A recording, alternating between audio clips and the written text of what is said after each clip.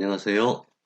영동 숲속마을 엘린마을에 살고 있는 자유와 사랑입니다. 그동안 엘린학당에서 한 20기까지 공부를 진행했었는데 올해는 코로나 때문에 어쩔 수 없이 영상 강좌로 진행하기로 했습니다. 영상 강좌는 처음이라서 여러 가지로 부족한 점이 많을 것 같은데 여러분께서 양해해 주시기를 바랍니다. 엘리막탄 강좌를 간단하게 소개하면 우리의 생각이 온 세상은 교실이고 모든 사람이 스승이다. 그렇기 때문에 무엇이든지 우리는 배울 수 있고 또 언제든지 필요하면 또 배울 수 있다.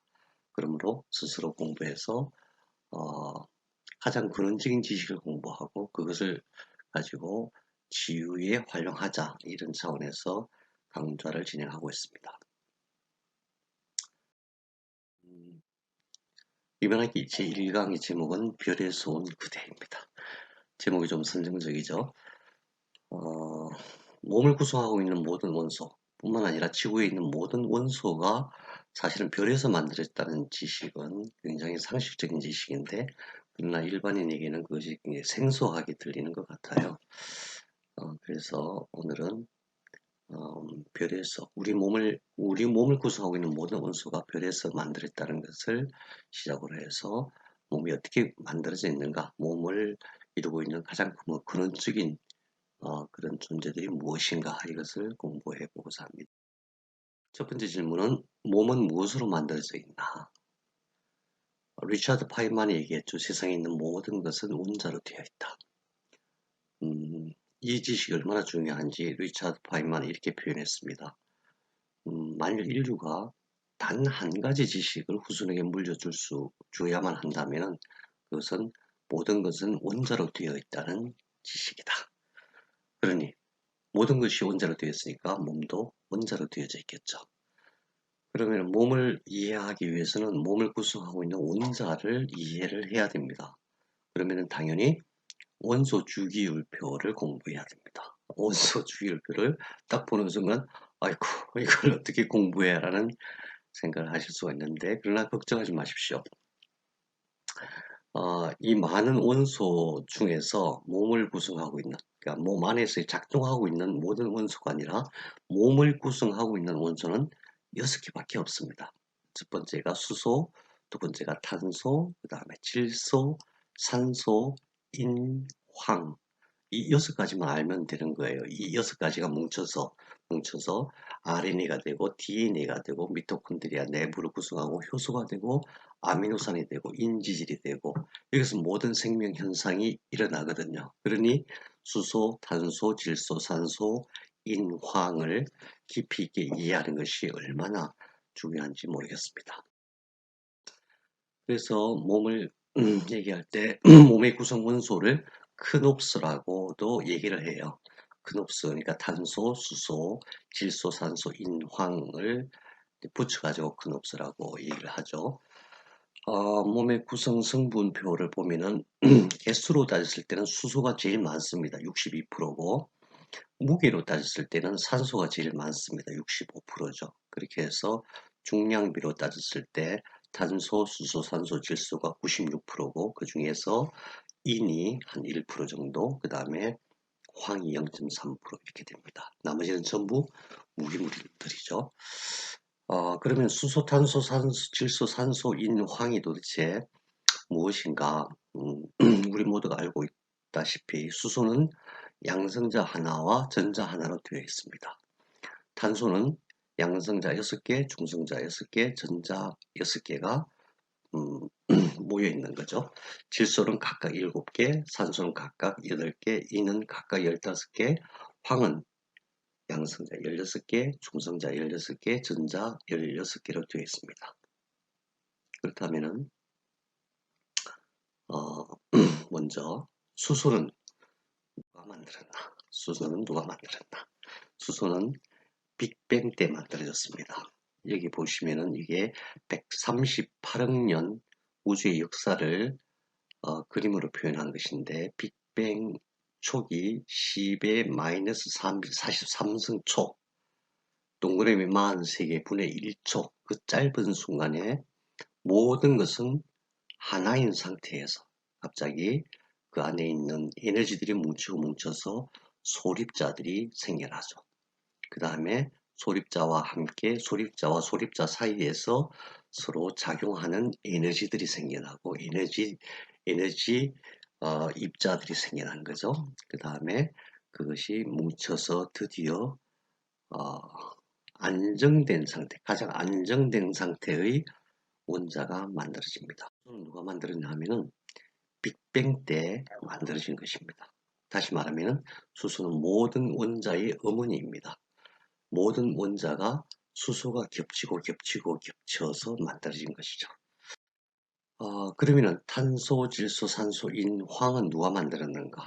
우선 첫 번째, 지구는 만들지 못합니다. 왜? 지구에서는 그냥 자연스러운 상태에서 원자가 서로 합쳐질 수가 없어요. 그렇다면 태양이 가능한데, 태양은 수소를 합성해갖고 4개의 수소를 합성해갖고 헬륨을 만들고 그 과정에서 에너지가 나온 것이 태양빛이거든요. 햇빛이거든요. 그러니까 태양은 헬륨만 만들어요. 헬륨, 리튬, 베릴륨까지는 만들어요. 근데 태양도 탄소, 질소, 산소, 인, 황은 만들지 못해요. 왜 그러냐면 태양은 너무 작기 때문이에요. 무슨 소리 태양이 작다니 지구에 비하면 얼마나 큰데 그렇게 생각하실 수 있죠. 이 왼쪽 사진을 보시면은 태양이 이렇게 작습니다. 다른 별에 비해서. 오른쪽 사진을 보시면은 태양은 보이지도 않아요. 다른 별들이 얼마나 큰지. 그래서 탄소, 질소, 산소, 인, 황은 태양이 만들지 못하고 다른 큰 별들이 만들어요. 다른 큰 별들이 만든다고 했는데 별들이 그러면 어떻게 만드는가? 별은 놀랍게도 수소 가스에서 만들어져요. 어, 뭐 과학자들이 뭘 알겠어 이렇게 생각하실 수도 있는데 그렇지 않습니다. 지금 100년에 걸쳐서 수많은 과학자들이 일생을 바쳐서 굉장히 많은 연구를 해서 밝혀진 사실들이거든요. 그래서 현재 인류가 알고 있는 지식에 의하면은 성간가스라고 얘기하죠. 이 성간가스의 대부분이 수소입니다. 수소가 밀도가 높아져서 성간 분자원이 되고 그것이 이제 뭉쳐지면은 원시별 가스 원반이 되고 그것이 뭉쳐서 중력이 발생하니까 뭉쳐서 주계열성이 된다고 얘기해요. 주계열성. 그러니까 태양을 비롯해서 하늘이 빛나는 대부분의 별들은 주기열성입니다.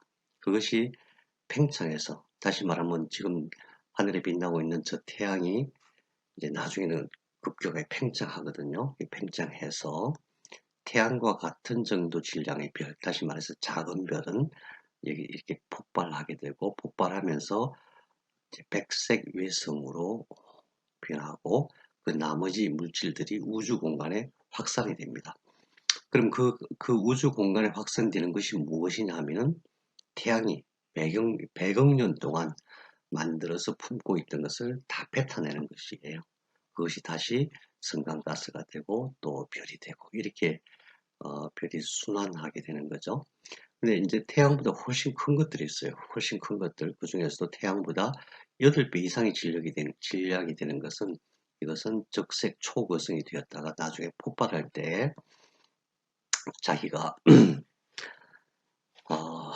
1000만 년 동안 만들어냈던 그 모든 원소들을 온 세상에, 온 우주에 퍼뜨리게 됩니다. 그것은 이제 우리는 초신성 폭발이라고 하죠. 그래서 과학자들이 곧 얼마 안 있어서 베텔기우스가 초신성 폭발을 할 것이다 이렇게 얘기를 하는데 그 얼마 안 있어서 곧이라는 표현이 만 년이 될지 천 년이 될지 만 년이 될지 뭐 알지 못해. 그러나 이제 곧 폭발할 단계에 와 있다 이렇게 얘기합니다. 이때에 우리 지구를 구성하고 있는 대부분의 원소들이 여기서 우주로 흩어지게 됩니다. 그러니까 우리 몸은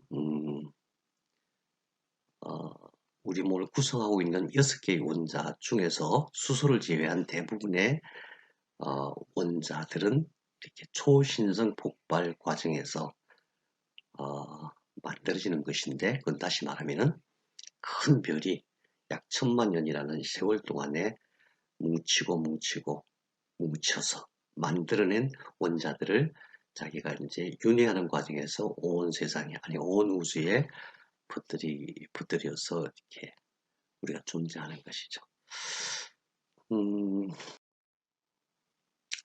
그래서 어, 네, 그것을 다시 표현한 글이고요. 자, 그러면은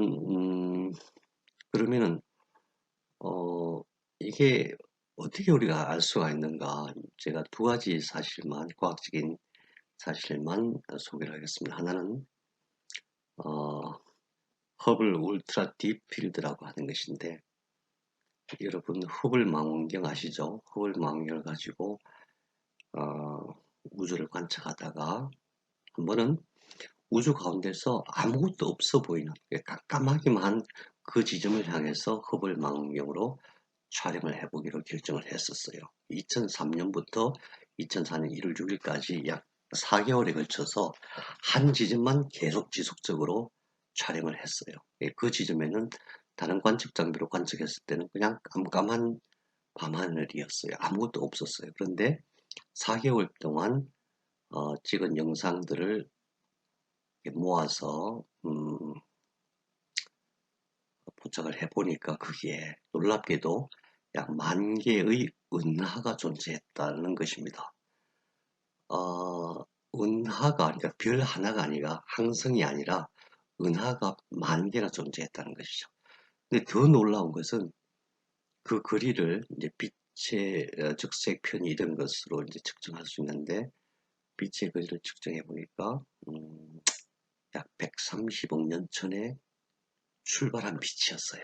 다시 말하면은 우주의 역사를 138억 년으로 보니까 우주가 탄생한 지 약 8억 년 지났을 때의 은하의 모습이었다는 거죠. 그래서 은하의 모습이 지금처럼 이렇게 성숙된 우리가 살고 있는 이 세상 가까이 있는 성숙된 은하의 모습이 아니라 초기 생성되는 그런 애기 은하의 그런 모습을 발견하게 된 것입니다.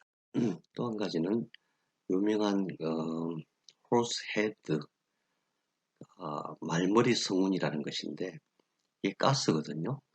가스 가운데서, 가스 속에서 수백 개의 별들이 만들어지고 있고, 이 별들이 만들어서 이렇게 뿅뿅뿅 이렇게 튀어나오는 것이었어요. 이 가스가 대부분이 수소거든요. 수소 4개가 합쳐지면은 헬륨이 되는데, 수소 4개가 이제 중수소, 삼중수소 단계를 거쳐서 중성자를 만들고 양성자를 만들고 이제 전자가 있으니까 전자들끼리 합쳐지고 해서 전자가 이제 구성되고 해서 헬륨이 되는데, 그 과정에서 에너지 질량 차이가 생겨요. 그 질량 차이가 에너지로 나오게 되는 거죠. 그게 이제 어, 별의 빛입니다. 근데 어쨌든 이런 가스 성운 속에서 별들이 만들어져 탄생하는 것을 관찰하게 되는 거예요. 여기서 말하는 별은 아까 제가 말씀드렸다시피 태양보다도 훨씬 큰 별들이에요. 태양은 아주 작은 별이에요. 그럼 지구는 뭐야? 지구는 별이 아니에요. 지구는 그냥 행성일 뿐이에요. 예, 눈에 보이는 모든 것은, 눈에 보이는 모든 별은 수소가, 수소가 헬륨으로 변하면서 그 안에서 빛을 내게 되는 거죠. 그러면 헬륨에서 또 수소가 또 뭉치면 리튬이 되고, 리튬에 또 수소가 뭉치면 베릴륨이 되고, 또 뭉치면 예, 탄소가 되고 질소가 되고 이렇게 되는 거죠. 그래서 웬만한 별로는 우리가 이렇게 알고 있는 철이나 뭐 금이나 은이나 하는 그런 어, 원자들을 만들어낼 수가 없고, 초거성, 초신성 폭발이라고 하죠. 어마어마하게 상상도 할 수 없이 큰 별들이 오랜 기간 동안에 핵융합을 일으켜서 만들어낸 것들이 우리가 알고 있는 원소 주기율표에 나오는 원자들이다. 예. 그러면 이제 수소가 도대체 뭐냐? 이제 수소가 뭐냐부터 시작해가지고 탄소가 뭐냐, 질소가 뭐냐, 산소가 뭐냐, 인이 뭐냐, 황이 뭐냐. 왜 이런 걸 공부해야 돼? 이렇게 생각하실 수가 있는데 왜 공부해야 되냐 하면 말이죠. DNA가 이걸로 돼 있어요. DNA가 수소, 탄소, 산소, 질소, 인황으로 되어 있습니다. 어, DNA도 다 RNA 마찬가지죠. 아미노산 마찬가지입니다. 모든 우리 몸의 신경 전달 물질 이것들이 뭉쳐서 된 것들이죠. 세포막 마찬가지입니다.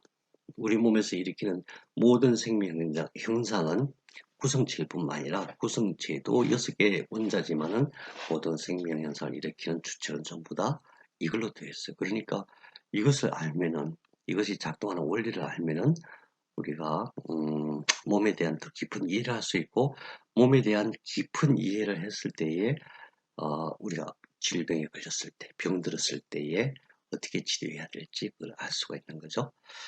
네. 그래서 수소가 뭐냐? 우선 아까 제가 말씀드린 대로 수소는 모든 원자의 어머니라 그랬거든요. 왜 그러냐면은 수소는 아주 단순해요. 안에 양성자 하나가 있고 전자가 하나 있어요.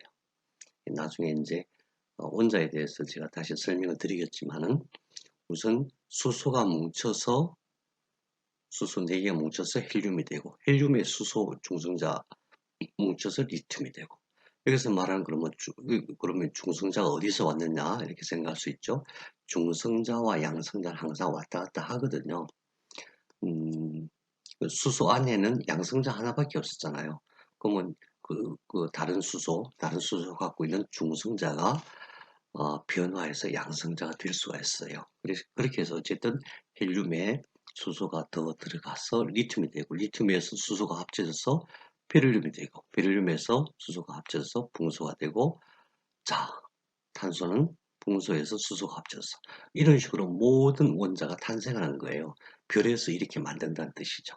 별에서. 그러니까 모든 원자의 어머니가 수소다. 수소를 깊이 이해하는 것이 굉장히 중요합니다. 사실은 몸속에서 생명 현상을 일으킬 때에도 이 수소가 제일 중요한 역할을 해요. 왜 그러냐면은 수소는 양성자 하나와 전자 하나로 되어 있기 때문에 전자 하나가 떨어져 나가면 양성자가 되고 어디에 있던 전자가 하나 탁 붙으면 수소가 되고 모든 변화를 주도하는 것이 수소입니다. 크기를 본다면은 수소 내부에는 핵이 하나 있고 수소 근처에 수소를 핵을 어, 핵 주변에는 전자가 존재를 하죠. 그 크기를 한번 보세요. 수소 원자 전체의 크기는 약 10의 마이너스 10승미터입니다. 그러니까 동그라미 10개, 동그라미 10개면은 100억이죠. 100억 분의 1미터. 그런데 이 핵의 크기는 10의 마이너스 15승미터입니다. 동그라미가 15개입니다. 그러니까 수소 원자 전체의 크기에 비해서 핵의 크기는 동그라미가 5개 차이가 나니까 10만 분의 1 정도의 크기라는 거죠. 수소 원자 전체의 크기에 비해서 핵은 수소 원자 전체의 10만 분의 1 크기. 이걸 다시 말씀드리면은 핵이 만약 1m라고 한다면은 수소 전체는 약 10만 미터란 뜻이죠. 10만 미터면 100kg죠. 100kg의 어마어마하게 큰 공 안에 1m짜리 작은 공이 들어있다. 이런 구조로 되어 있습니다. 그러면은 그 핵과 100km 떨어져 있는 어, 전자가 존재하는 그 공간 사이에는 뭐가 있느냐? 예, 뭐가 있느냐? 그 다음에 원자의 구성을 보면은 핵과 전자가 있다고 말씀드렸죠. 원자 핵은 중성자와 양성자로 되어 있습니다. 그럼 이 중성자와 양성자는 다시 쿼크로 되어 있는데 중성자는 업쿼크, 업쿼크 2개. 중성자는 업쿼크 하나에 다운쿼크 2개. 양성자는 업쿼크 2개에 다운쿼크 하나 이렇게 되어져 있죠. 어쨌든 그렇다면은 수소 원자라고 하는 것은 전체적으로 그냥 쿼크와 전자로 되어 있고 그 쿼크로 이루어진 핵과 전자 사이에는 어마어마하게 큰 공간이 있는데 거기에 또 무엇인가가 가득 차 있다. 이렇게 보시면 됩니다. 자, 그러면 6번째 질문. 쿼크와 전자 사이에는 무엇이 있을까? 이제 양자 물리학에서 말하는 표준 모형으로 들어가야 됩니다. 네, 또 흑흑 소리가 나죠. 이걸 어떻게 공부해? 이 어렵다는 양자 물리학을. 네, 우리가 몸을 이해하는 관점에서 본다면 이거 전혀 어렵지 않습니다. 왜 그러냐면은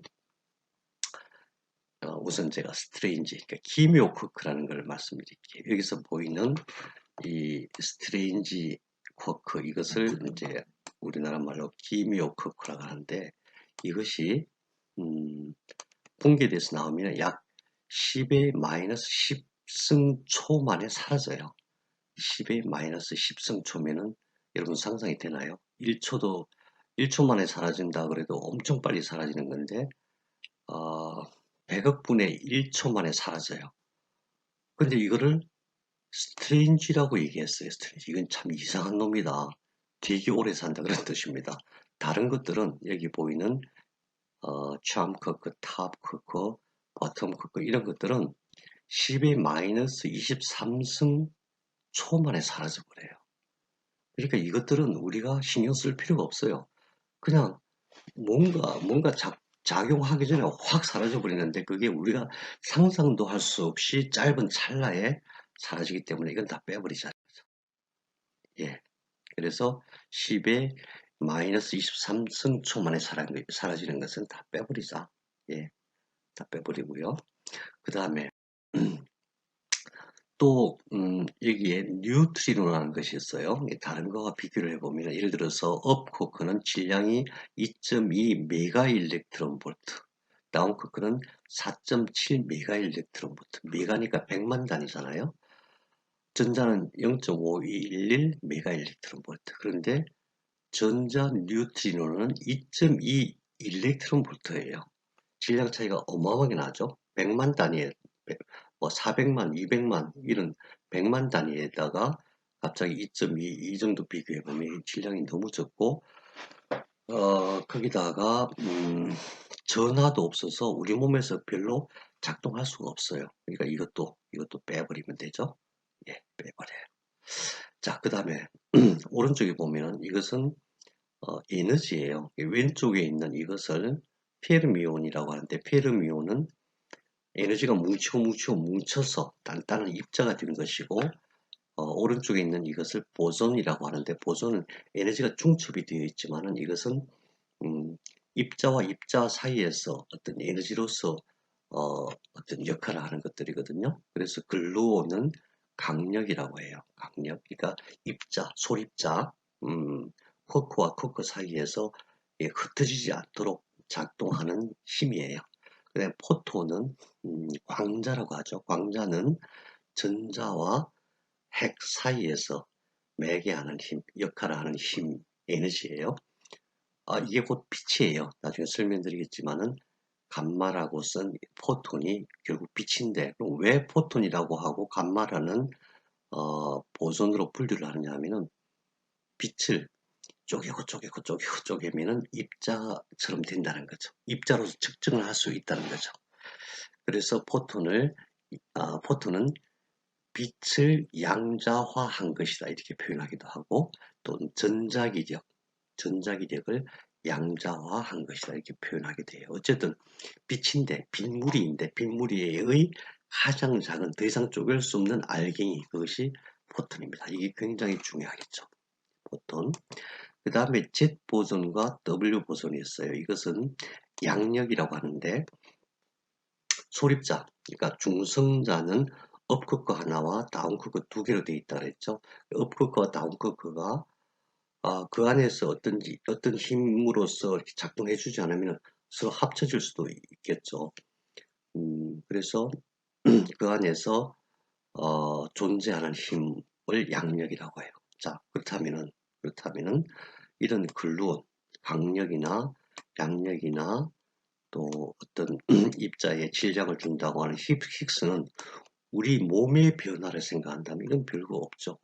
별로 중요하지 않죠. 왜냐하면은 우리 몸에서 어떤 변화를 일으킬 때에 핵 단위로, 핵 속에서 뭐가 뭐 변화를 일으키고 이런 거 아니잖아요.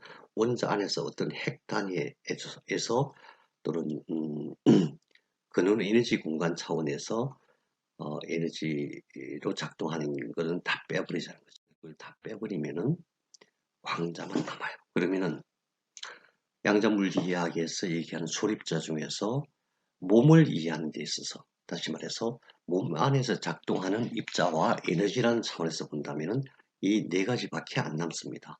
하나는 업커커, 하나는 다운커커, 그 다음에 전자, 그 다음에 광자. 이 정도라면은 해볼 만하죠. 특히 업커커와 다운커커는 서로 변화할 수 있는 그런 입자들이에요. 그렇다면은 쿼크와 전자와 광자, 이것만 이해하면 되는 거죠. 그래서 몸에 작용하는 것은 쿼크와 전자와 광자뿐이다. 믿기지 않지만 이것을 이해하는 것이 정말 중요합니다. 자, 그런데 쿼크와 전자는 페르미온, 그러니까 입자죠. 입자. 더 이상 이렇게 뭉칠 수 없는 입자고, 광자는 에너지거든요. 에너지. 그래서 쿼크와 전자 사이, 쿼크로 이루어져 있는 중성자와 양성자, 중성자와 양성자로 이루어져 있는 핵, 그 다음에 전자, 그 사이에서 역할을 하는 것은 광자다. 그것만 이해하면 되죠. 그러면은 광자도 빛을 양자화한 것이니까, 그 양자화했다는 것은 어, 모든 소립자가 음, 어, 양자화했다는 의미는 어떤 의미냐면, 모든 우리가 눈에 보이는 이렇게 흐르는 것 같이 보이는 이런 것이 사실은 그렇게 존재하는 것이 아니라 어, 음, 모든 소립자는 예, 음,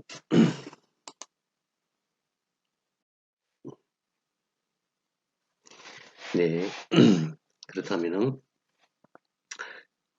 쿼크와 전자 사이에 존재하는 광자가 있는데, 모든 것을 양자화했다고 하는 것은 어떤 의미냐면은, 어, 디지털 세계라는 뜻입니다. 아날로그가 아니라는 것을 이렇게 쭉 연결되어 있다는 것이 아니라 뚝뚝뚝뚝 떨어져 있다는 뜻입니다. 광자는 파동이고, 물론 이제 입자이기도 하고 파동이기도 하지만은, 파동이니까 이게 연결되어 있을 것 같은데 그렇지 않고, 광자라는 단위 개체별로 떨어져 있다는 뜻이죠. 디지털화되어 있다는 뜻입니다.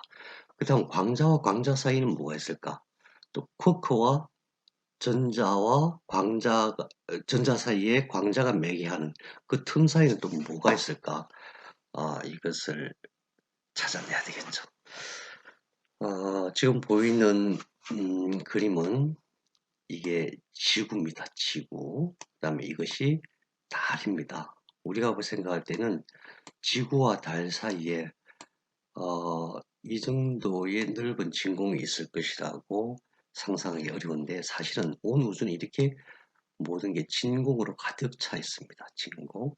이 사이에 존재하는 것은 중력이라고 하는, 그래비톤이라고 하는 중력인데, 그럼 이 사이에 뭐가 있을까? 이 사이는 사실은 진공이니까 아무것도 없는 것이죠. 아무것도 없다는 것이 무엇이냐 하면은, 그게는 마이너스 273도 또는 마이너스 270도 되는 궁극의 그 차원, 다시 말해서 모든 것이 움직이지 않는 그 차원에서도 양자 요동하는 에너지가 존재한다. 다시 말하면 진공도 에너지가 가득 차 있는 상태를 의미하는 것입니다. 그렇다면 자, 이것이 이제 원자잖아요. 원자, 핵과 전자 사이에 전자기력이 존재하고, 전자기력이라고 하는 것도 양자화하면은 광자니까 광자와 광자 틈 사이, 또 이 전자기력의 틈 사이에도 무엇인가가 있는데 그것을 진공이라고 우리가 볼 수가 있는 거죠. 그 진공 에너지, 진공도 에너지니까 그것을 진공 에너지라고도 하고, 또 근원 에너지라고도 하고 공간 에너지라고도 하고 영점장 에너지라고도 하고 스칼라 에너지라고도 합니다.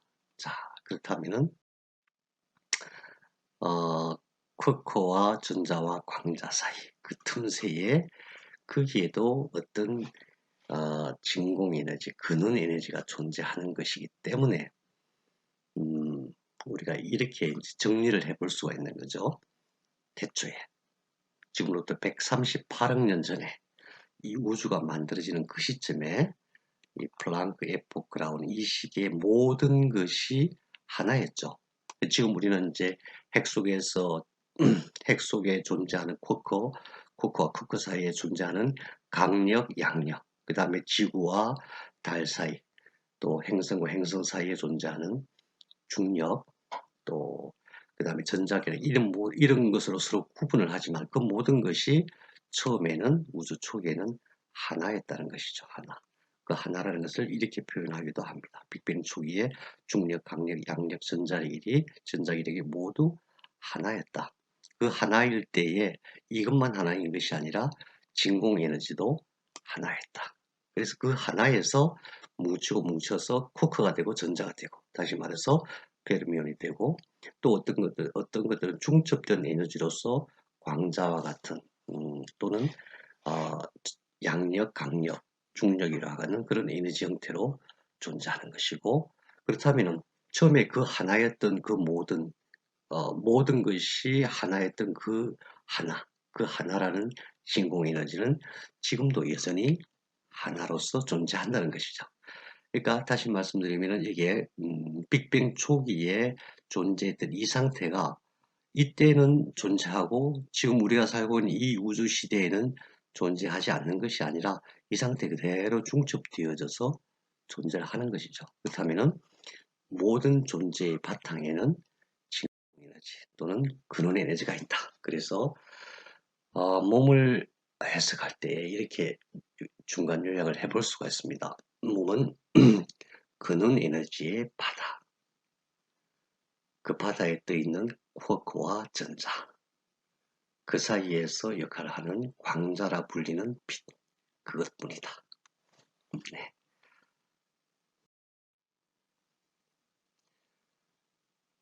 공간 에너지에 대한 설명하기가 참 어렵습니다. 연구 자료로 이렇게 많이 나와 있는 것도 아니고 또 실험적으로 증명되어져 있는 것도 아니고 그렇죠. 그런데 예전부터 공간 에너지, 근원 에너지 또는 스칼라 에너지, 영점장 에너지를 활용하는 연구는 상당히 오랫동안 진행이 되어 왔는데 최근에 이제 이런 기사가 있었죠. 이 기사는 알파님께서 힐링툴 카페에서도 소개를 했었는데 최상혁 수석연구원이라는 분이 발명과 명예의 전등에 이름을 올렸다. 이분이 뭘 연구했냐면은 바로 그 근원 에너지를 연구하시는 거예요. 그 근원 에너지를 활용해 가지고 우주선이 우주를 여행할 때 동력원으로 쓰는 연구를 했는데 놀랍게도 보세요. 원자의 빈 공간에 있는 에너지를 뽑아 쓸 수만 있다면 놀라운 발상을 하신 거죠. 그래서 지금 어디까지 실험이 진행됐냐면은 실험실 수준에서의 기술 증명이 이미 끝난 상태고 앞으로 1, 2년 안에 시범 모델이 나올 것이라고 이렇게 나와 있습니다. 다시 말하면은 상당히 많은 과학자들이 벌써 근원 에너지를 활용하는 방안, 활용하는 기술에 대해서 상당한 기술적인 진보가 이루어져 있다는 거죠. 우리 주변에서도 우리 알파님께서 만드시는 공간 에너지 볼, 또 알파 힐링 칩 또는 그런 그런 기술들, 지금 만드시는 힐링 툴 모든 기구들 그것이 사실은 그 근원 에너지를 활용하는 기술을 바탕으로 해서 만들어진 거예요. 사실은 놀라운 일이죠. 그래서 그것을 우리가 지유에 활용할 수 있다는 것은 사실은 저는 굉장히 큰 축복이라고 생각하고 있습니다. 자, 이런 거를 왜 공부해야 되느냐? 우리 강좌할 때마다 늘 그런 질문을 받죠. 치료하는 방법만 배우면 되지. 뭘 이런 것 가지고 공부해야 되느냐? 예, 저는 이렇게 확신합니다. 우리가 접하고 있는 건강에 대한 또는 치유에 대한 상당히 많은 부분이 음, 왜곡된 진실이에요. 진실이 아닌 거죠. 사실이 아닌 거죠. 그래서 그 근본적인 지식, 몸을 이해하기 위한 가장 근원적인 지식을 공부하지 않고서는 우리가 내가 어떤 불치의 병, 다시 말해서 병원에서 더 이상 치료가 불가능합니다. 이런 얘기를 했을 때에 다른 방도를 찾아볼 수가 없다는 거죠. 근데 이제 병원에서 이건 치료할 수 없습니다 하는 말은 법적으로 승인된 약, 그 다음에 수술, 방사능 뭐 이런 방법으로는 치료할 수 없다는 얘기이지 영원히 치료할 수 없다. 이건 무조건 어느 누구도 치료할 수 없다. 이런 뜻이 아니란 말이죠. 그러면은 어, 본인 입장에서 그러니까 불치의 병이라고 진단을 받은 본인의 입장에서는 뭔가 대책을 찾아야 되는데 이런 근원적인 어, 지식, 깊이 있는 지식을 가지고 있으면은 자기 나름대로 또 다른 방법을 찾을 수가 있다고 생각하기 때문에 저는 근원적인 지식을 공부하는 것이 굉장히 중요하다고 생각이 됩니다. 자, 그래서 왜 이런 공부를 해야 되느냐? 우선 몸이 수소, 탄소, 질소, 산소와 인과 황으로 되어 있다는 그것이 어떤 의미냐면은 우주 전체를 감싸고 있는 근원 에너지라는 바탕 위에, 근원 에너지의 바다 위에 쿼크와 전자와 광자로 우리 몸이 이루어져 있다는 의미입니다. 그래서 생명현상, 우리 몸에서 일어나는 모든 생명현상은 쿼크로 이루어진 양성자. 예, 양성자는 업쿼크 두 개와 다운쿼크 하나로 되어 있죠. 그 양성자. 그 다음에 핵 주위에서 존재하고 있는 전자. 그 사이를 매개하는 에너지인 광자. 이것들이 서로 아주 정밀하게 제어되어서 이동하는 그런 것을 바로 생명현상이라고 정의할 수가 있습니다. 그렇다면은 우리가 음, 우리의 몸을 회복한다는 차원에서 근원적인 치유의 방법을 찾는다면은 바로 어디서부터 출발해야 되냐 하면 우리 몸 속에서 작동하는 근원 에너지 그리고 그 모든 변화를 일으키는 어, 빛, 빛을 품고 있는 전자의 이동 이런 것을 어, 이해를 해야 되고 그런 관점에서 치유의 도구들 또 치유의 기술들 또는 약들을 바라보는 것이 굉장히 중요하다고 저는 생각이 듭니다. 예, 이상 1강 강좌를 마쳤습니다. 처음 해보는 거라서 굉장히 미숙한데 다음 차에는 좀 더 준비해서 하도록 하겠습니다. 여러분들께서 끝까지 영상을 봐주셔서 대단히 감사합니다. 다음에 뵙겠습니다.